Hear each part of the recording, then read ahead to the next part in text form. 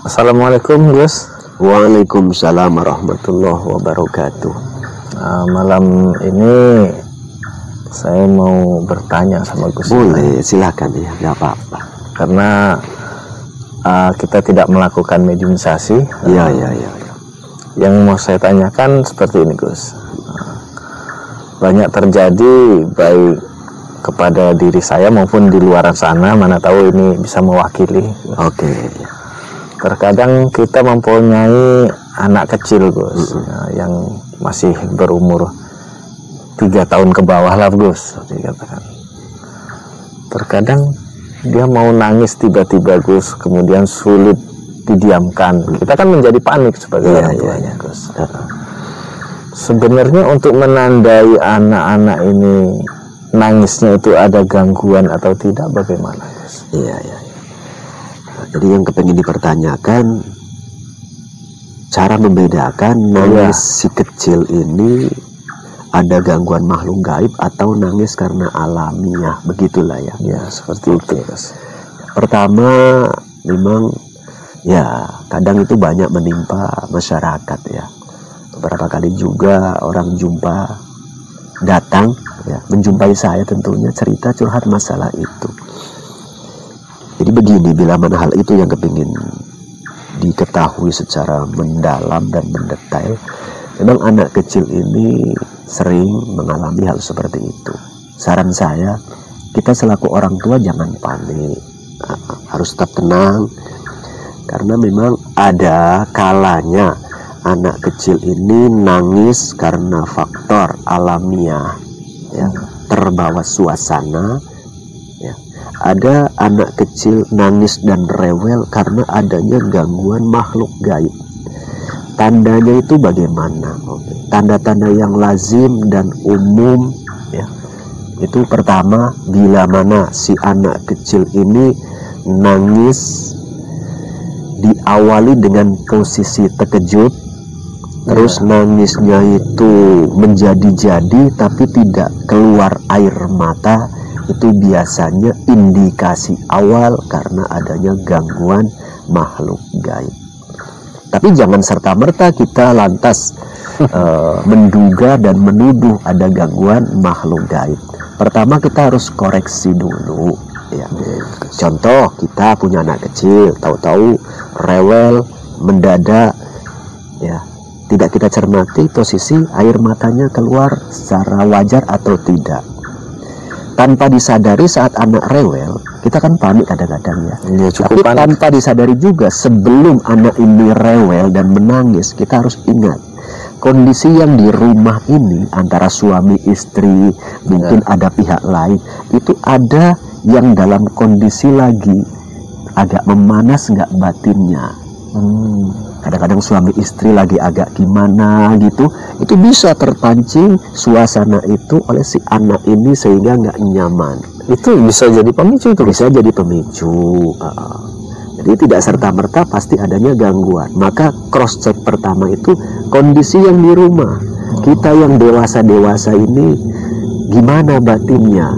Kalau semua oke, adem ayem, akur-akur, gak ada masalah, itu baru kita berpikir yang lain. Ya, karena kalaupun ya ada indikasi kuat bayi rewel ya, mungkin anak kita itu nangis lumayan nangisnya dikata, dan nyata adanya indikasi gangguan makhluk gaib, tapi dilengkapi juga dengan kondisi kita orang dewasa yang tinggal serumah sama si anak kecil ini nggak akur juga, itu pun sulit untuk menyelesaikannya. Ya, karena baik dari gangguan makhluk gaib bisa juga buat si kecil rewel, si anak ini rewel, ataupun suasana batiniah kita orang-orang dewasa yang ada di sekitaran anak kita ini pun gak menentu, bisa juga buat rewel. Maka dari itu yang pertama harus kita cross check kondisi kita yang dewasa. Seperti itu cara membedakannya. Jadi sangat peka Gus ya. Ya begitu. Intinya jangan kita terlalu mudah menuduh, mengkambing hitamkan dan menduga secara terburu-buru kalau anak kita rewel dan nangis pasti diganggu oleh makhluk gaib. Jangan buru-buru. Terkadang kan gini Gus, yang banyak terjadilah Ya. di rumah tangga. Anaknya nangis, kemudian kita diamkan, kita pujuk-pujuk juga nggak bisa. Yang jadi kan malah kita emosi gitu. Itu yang harus kita pun mampu mengendalikan, janganlah emosi. Karena kalau kita emosi, itu bisa makin menjadi si anak kita ini. Gitu loh. Salah satunya itu Gus. Iya. Apalagi yang ingin diketahui. Itu cara sedikit yang mudah lah, cara membedakan anak kita itu rewel karena adanya gangguan makhluk gaib atau alamiah. Itu. Selain dari yang ini tadi Gus, apalagi Gus yang bisa menjadi pelajaran kami Gus? Oke, ya selain daripada apa yang sudah saya uraikan, tentunya ada sih penjelasan-penjelasan lain yang sifatnya ya melengkapi, tapi dasar-dasarnya itu. Contoh kalau itu tidak terjadi dalam rumah tangga kita, tapi anak kita kok rewel, kita harus mampu dewasa. Ya. Mungkin, ya ini mungkin, dan biasanya ya begitulah gitu loh. Karena kurang dihidupkan nuansa agama dalam rumah tangga kita, itu bisa memicu anak kita itu pun rewel. Ya, tujuannya apa? Terlepas dari menuduh adanya makhluk gaib dulu lah ya, menguji dan mengingatkan kita selaku orang tua supaya kembali dan ingatlah kepada Allah. Ya, seperti itu. Kalau nyata hanya karena gangguan makhluk gaib, nanganinya itu mudah. Ya. Tapi yang sulit ini kita si orang tua tidak mau mawas diri, tidak mau cross check atas diri kita semua yang dewasa di rumah tersebut. Terkadang kan kita langsung aja Gus, namanya manusia awam lah seperti saya, langsung aja tidak menyadari diri sendiri, langsung aja tuduh poin gangguan ini, nyari orang pintar kan, seperti itu Gus. Kalau bisa cobalah dewasakan diri kita, jangan begitu. Andai kata itu tuduhan dan dugaan kita nggak betul, malah jangan-jangan setan yang tadinya tidak mengganggu tersinggung. Nah, bisa mengganggu kok malah dituduh mengganggu gitu loh. Iya. Karena setan kan punya nafsu juga. Iya. Artinya bangsa jin itu punya nafsu begitu loh. Kita manusia punya nafsu juga. Contoh kita tidak berbuat jahat, dituduh berbuat jahat, apalah? Marah. Intinya ya ada reaksi lah gitu loh. Nah, begitu juga mereka makhluk juga yang punya nafsu, punya pemikiran. Kita lah makhluk yang lebih mulia harus mampu mendewasakan diri kita. Kalau memang kita semua oke yang di rumah, nuansa agama dihidupkan, kondisi pun tetap kondusif, gak ada masalah ya dalam rumah kita tentunya. Si anak kecil kita kok rewel, itu mudah penanganannya ya. Bacakan doa-doa perlindungan sebisa mungkin, minimal ya a'udzubillahi minasyaitonirrajim, berulang-ulang bisa dititipkan atau dihembuskan di kepala si anak kita, atau dibaca dengan doa-doa tambahan, mungkin suratul Fatihah dan lain sebagainya, dihembuskan ataupun ditiupkan. Belum juga ada kata tambahkan ayatul kursi. Jadi gak usah repot dan ribet lah. Yang terpenting kita mampu tumbuh kesadaran dan bisa dewasa. Ya.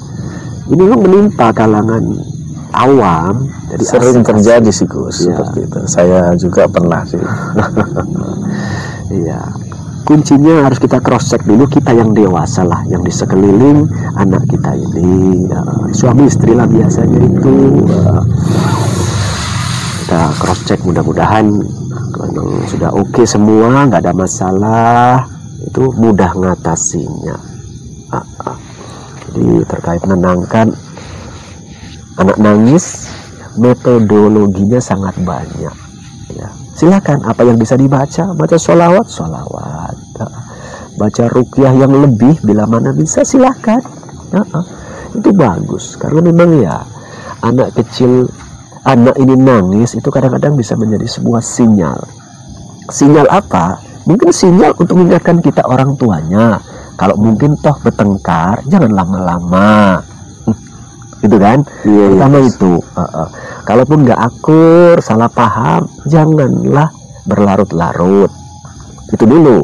Bisa jadi menjadi sinyal adanya gangguan dari makhluk lain. Tapi pertama kita harus cross check kita dulu. Gitu. Sangat mudah dan simpel sebetulnya bagi yang sudah paham. Kadang-kadang memang ada, saya pernah mendengar dulu lah ya, waktu saya masih kecil pernah lah dengar gitu. Anak nangis, ya, orang tua disuruh, mohon maaf, ya, keliling rumah tak pakai baju. Iya, saya pernah dengar juga itu, Gus. Sampai segitunya gitu. Biar anaknya diem katanya. Iya, keliling rumah tak pakai baju pula gitu kan. Mungkin ada pesan yang sekala itu munculnya wacana seperti ini yang kurang dicerna karena buru-buru kayaknya. Keliling rumah sambil wudhu, artinya ambil air wudhu lah baru keliling baca doa. Ini enggak, keliling rumah jadi udo, bukan wudhu gitu loh. Mungkin dulunya begitu. Iya. Ya, memang apapun ceritanya yang namanya punya anak kecil itu, kalau sudah nangisnya kelewatan juga panik. Ya. Ya intinya seperti yang dikatakan Gus Iman itu, cross check dulu di lingkungan kita lah, keluarga. Iya, kondisi batin-batin kita yang tinggal di satu rumah dengan si anak ini. Kalau semuanya oke, nggak ada masalah, baru kita mencoba untuk menganalisa dari sisi yang berbeda. Itu. Dimengerti lah ya. Insyaallah udah mengerti lah, Gus. Mudah-mudahan tambah pengetahuan. Karena kan selama ini sikit-sikit asal nangisnya itu kelamaan, wis jelas ini. Ya, kan seperti itu. Ya, belum tentu. Kadang si anak kita ini nangis kelamaan dan berlama-lama karena batin orang tuanya mungkin lagi ya nggak karuan mungkin. Bisa jadi salah paham antara suami istri berkepanjangan. Seperti itu menjadi sinyal guna untuk segeralah berbenah gitu loh, supaya nggak usah dipanjang-panjangin. Itu malah berdasarkan survei saya di lapangan, itu lebih dominan loh Bang, ya, daripada yang karena gangguan makhluk gaib.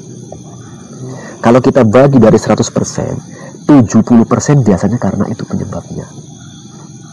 Ya, saya dapat wawasan ini baru malam hari ini, Gus.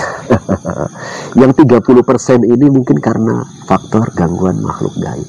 Yang 70% biasanya karena faktor kondisi psikologis dan kejiwaan beserta ya batin daripada orang tuanya yang lagi ngalor ngidul, lagi gak genang-genang lah. Mungkin bertengkar, mungkin salah paham yang berlarut-larut itu. Karena bayi ini sangat sensitif. Betul. Ya. Lagi-lagi berdasarkan yang saya temukan di lapangan, itu malah dominan 70%. Maka dari itu saya mengajak dan menghimbau, ayolah cross check diri kita supaya kita tidak salah menempatkan tuduhan. Iya, bangsa jin makhluk juga.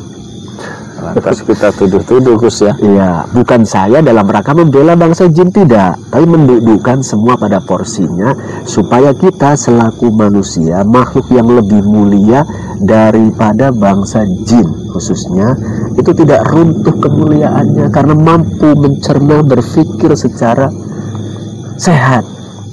Itu agama membimbing seperti itu. Sebelum kita cross check keluar, kita cross check kepada diri kita dulu. Karena pepatah mengatakan terkadang ya, itu kan ya sering terjadi, gajah di pelupuk mata tak nampak, semut di seberang lautan kelihatan. Nah, itu kan? Iya. Artinya asik kita memandang keluar, tak mau cross check kepada diri kita sendiri. Padahal kesalahan itu ada di diri kita. Ya. Seperti itulah, mudah dan ya begitulah baiknya. Jadi jangan bingung cara ngatasi anak rewel, anak nangis di malam hari. Ya begitu, cross check diri kita dulu, baru cross check yang lain. Oke, terima kasih Gus atas uraiannya pada malam hari ini. Jadi apa yang tidak saya pahami, alhamdulillah menjadi paham. Oke, mudah-mudahan yang saya sampaikan, bila mana ada kebenaran itu mutlak dari Allah, bila mana banyak kesalahan itu bersumber dari kebodohan dan kekurangan pengetahuan dari pribadi saya sendiri. Wallahu a'lam bishawab.